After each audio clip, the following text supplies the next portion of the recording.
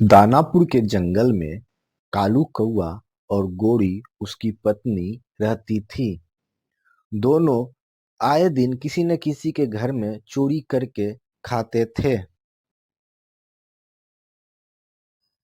गोरी, देखो ना, मैं क्या लेकर आया हूँ। ए जी, ये कहाँ से इतनी सुबह सुबह अमरूद का फल मिल गया? मैं ना उस तोता से एक अमरूद का फल छीन कर लाया हूँ।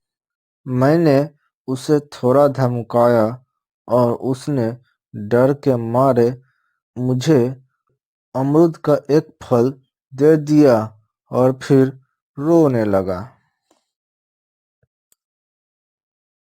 तभी कालू कौआ के बेटा जंगल में घूमने के लिए जाता है और वहाँ तोता को देखकर हंसने लगता है और बोलता है, अरे तोता अंकल, आपकी तो मुंह बहुत ही गंदी है।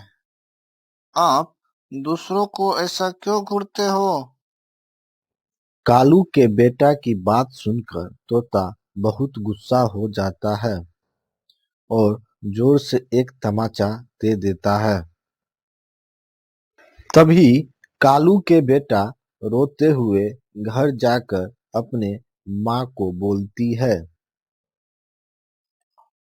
मम्मा मम्मा, मुझे तोता अंकल ने मारा है।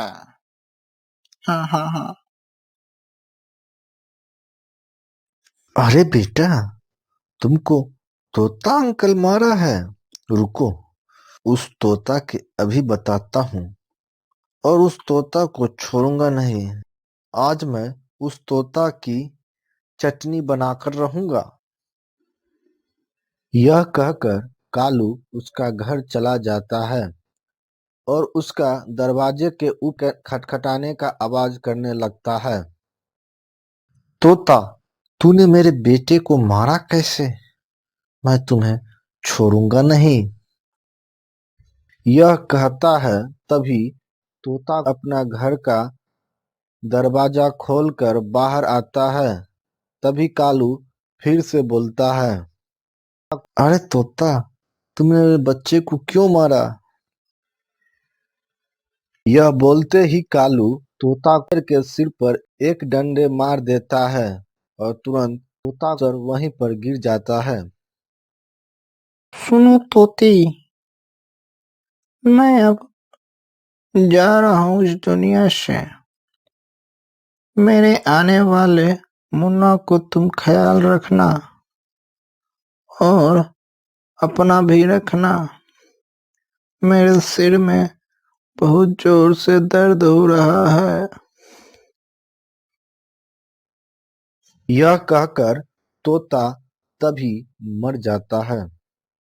गोरी गोरी, मैं उस तोता को बड़े अच्छे से सबक सिखाया हूँ। मैंने डंडा सीधे उसके सिर पर मारा है।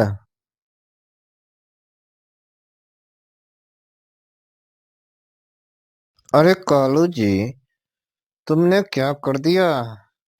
मैंने उसे डराने धमकाने के लिए भेजा था। उसके पास तूने तो उसकी जान ही निकाल लिया। क्या कहीं वह मर तो नहीं गया? तो तुमने ऐसा क्यों किया? उसके अगले दिन टुन्नी चिड़िया कालू के पास आती है। अरे जालिमो, तूने उस तोते को मार डाला।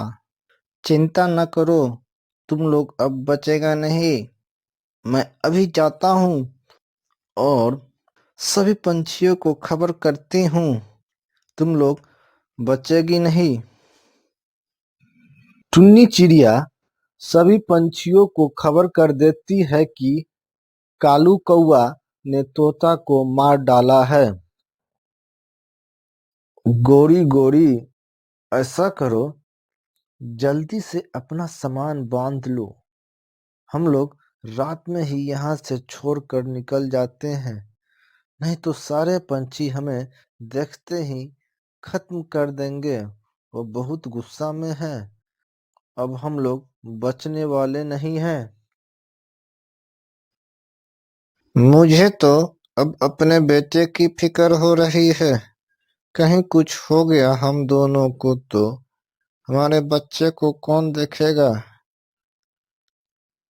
तभी यह कहते हुए वे तीनों अपने घर को छोड़कर भाग जाते हैं, पर रास्ते में उसे टुन्नी और कबूतर अपने हाथ में डंडे लेकर खड़े देखकर वे डर जाते हैं और एक पेड़ के नीचे छिप जाता है। तभी तेज बरसात शुरू हो जाती है और जोर जोर से हवा बहने लगता है। तभी ऊपर पेड़ से एक टहनी टूटकर कालू कौआ और उसके बेटे के सिर पर गिर जाता है और तुरंत वे दोनों वहीं पर मर जाता है। दोस्तों, हमें कभी भी किसी का बुरा नहीं करना चाहिए, क्योंकि बुरा काम का बुरा ही नतीजा हमेशा मिलता है। माँ, मुझे बहुत गर्मी लग रही है। माँ, मुझे भी लग रही है। जंगल में अचानक गर्मी बढ़ गई है। तुम डरो मत, मैं हूं ना तुम्हारे साथ। मैं आप सबको कुछ भी नहीं होने दूंगा। तभी वहां पर कालू कौआ आ जाता है। अरे आप दोनों माँ बेटी क्या बात कर रही हैं?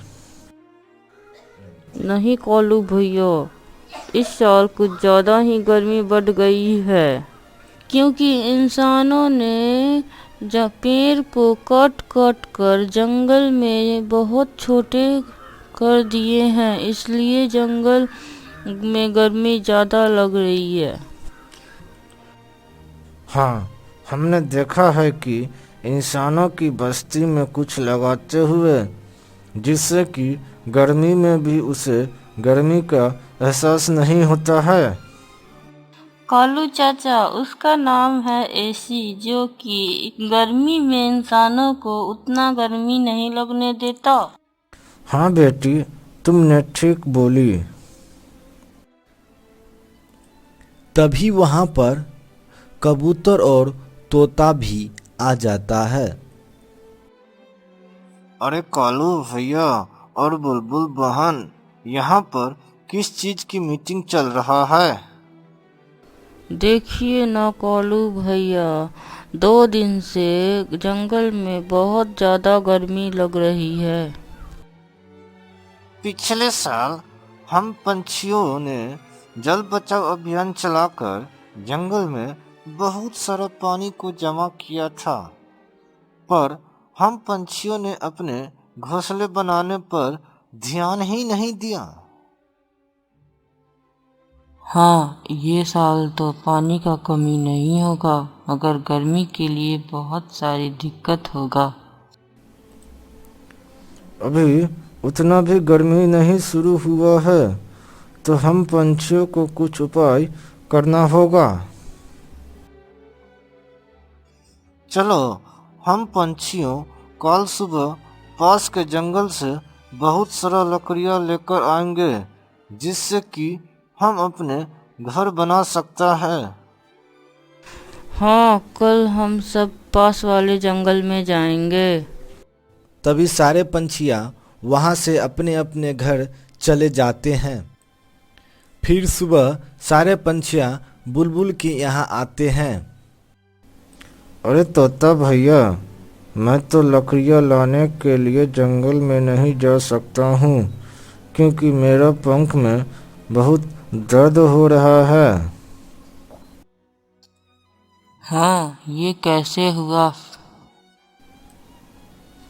कल जब हम लोग यहाँ से अपने अपने घर जा रहे थे, तब अचानक हम एक पेड़ से टकरा गया और मेरा पंख में चोट लग गया। कालू तो कालू पर बहुत ही चालाक। यह काम करने के बहाने वे पंख में दर्द के बहाना करने लगा। तो आप ऐसा कीजिए कि आप यहीं पे रहिए। तो ये साल मेरा घर नहीं बन पाएगा। तभी कालू रोने लगता है। आप ऐसा कीजिए कालू भैया, आप यहीं पर रहिए, हम लोग आप लोगों के लिए लकड़ियाँ लेकर आऊँगा। ठीक है बुलबुल बहन, मैं ना आप सभी का घर का सुरक्षा करूँगा। ठीक है। तभी सारे पंछियां पास वाला जंगल की ओर चला जाता है।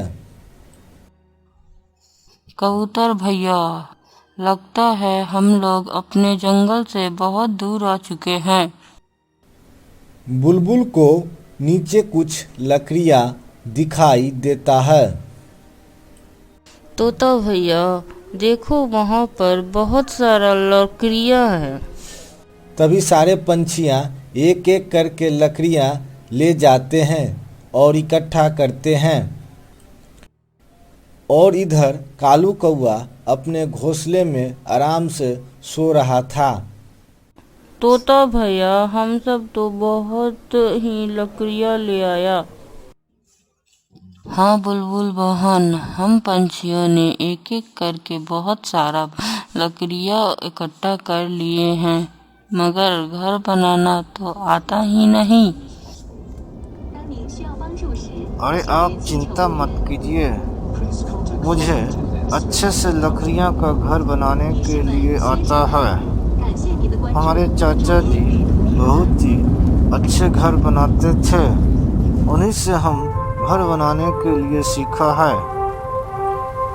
एक एक करके सारे पंछियां का घर बनकर तैयार हो गया और खुशी खुशी अपने घर में जीवन बिताने लगा।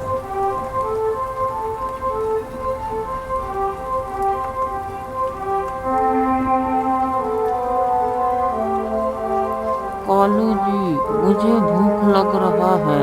आप जो कल भोजन लेके आए थे वो तो खत्म हो गया है।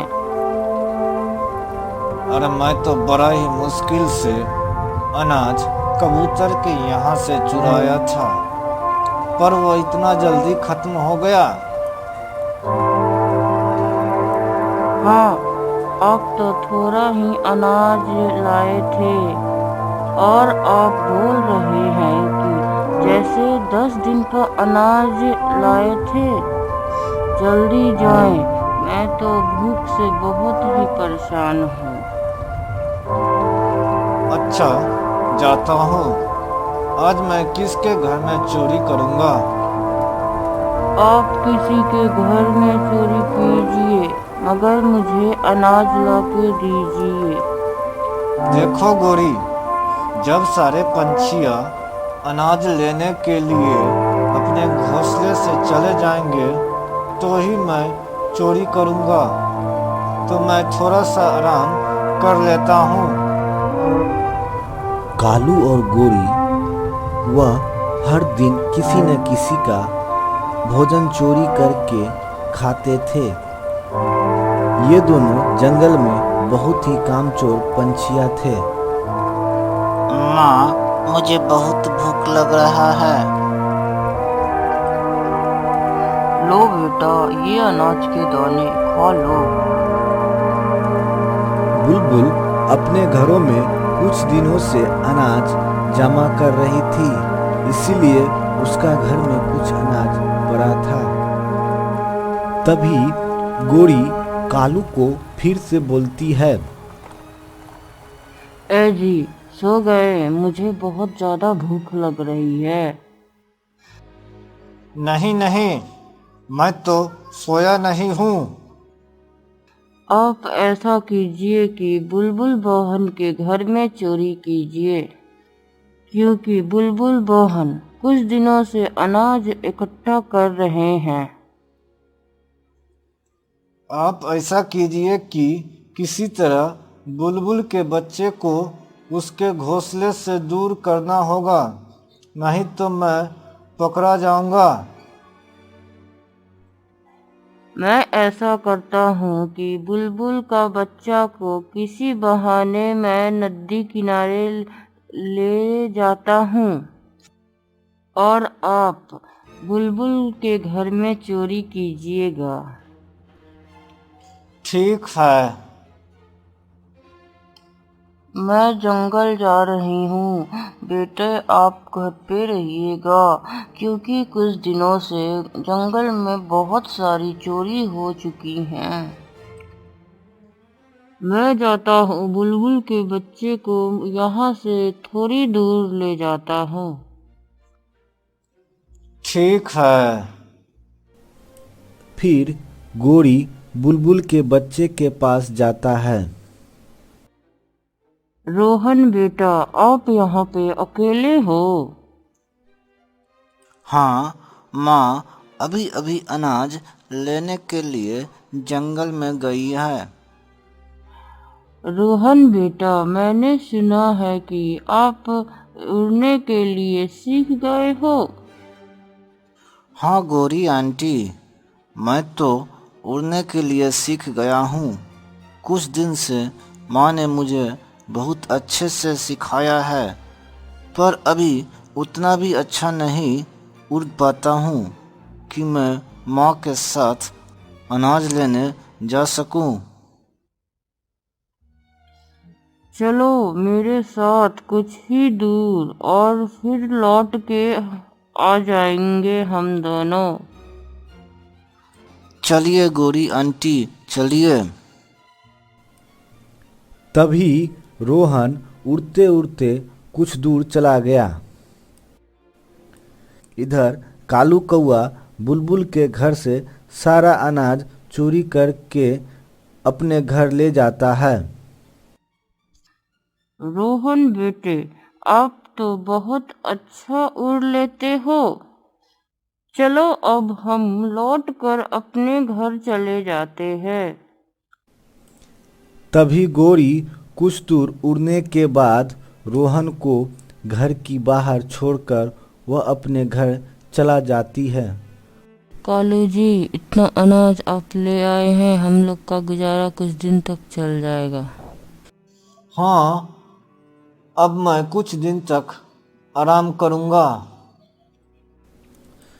शाम होते ही बुलबुल अनाज लेकर अपने घर आती है। तभी वह घर में अनाज नहीं देखकर हैरान हो जाती है और अपने बेटे से पूछती है। रोहन बेटे, यहाँ पे जो अनाज थे वो क्या हुआ? पता नहीं माँ, मैं और गोरी आंटी दोनों ने घूमने के लिए कुछ दूर गया था। फिर जब लौटकर आया तो यहाँ पर अनाज नहीं था।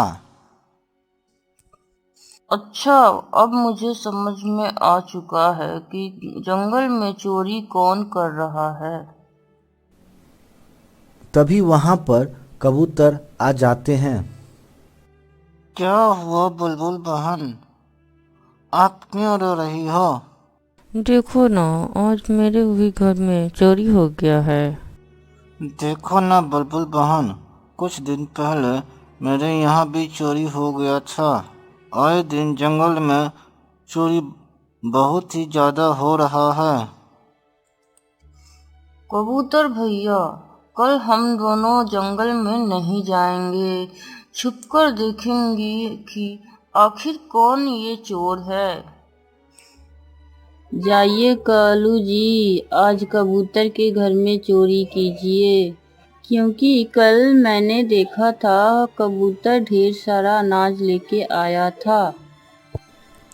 फिर कबूतर और तोता दोनों एक पेड़ के पीछे छुप गया। तभी कालू कबूतर के घर जाता है। जैसे ही कालू कबूतर के घर के अंदर जाता है, बुलबुल और कबूतर भी वहाँ आ जाता है। अच्छा कालू भैया, आप ही चोरी करते हैं जंगल में? तभी बुलबुल और तोता जंगल में सारे पंछी को बुलाकर कौवा और गोरी को जंगल छोड़ने को बोलता है। हमसे बहुत बड़ा गलती हो गया। अब मैं कभी नहीं चोरी करूँगा। मुझे आप सब माफ कीजिए। तभी कालू कौआ और गौरी को कोई भी पंछी माफ नहीं करता है। वे दोनों जंगल छोड़कर किसी दूसरे जंगल में चला जाता है।